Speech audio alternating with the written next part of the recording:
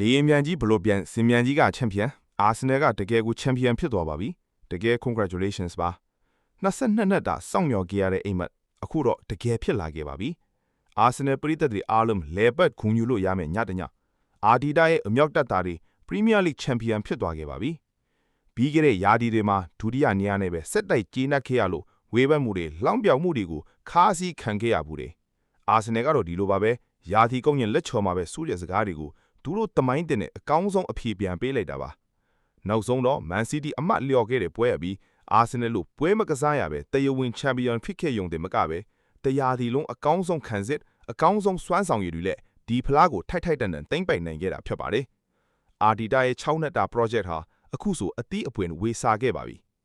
2004အရှုံးမရှိ Invincible ခက်နောက်ပိုင်းလန်ဒန်မြောက်ပိုင်းစီးကိုပထမဆုံးချိန်ပြန်လဲရောက်ရှိလာတဲ့ Premier League ဖလား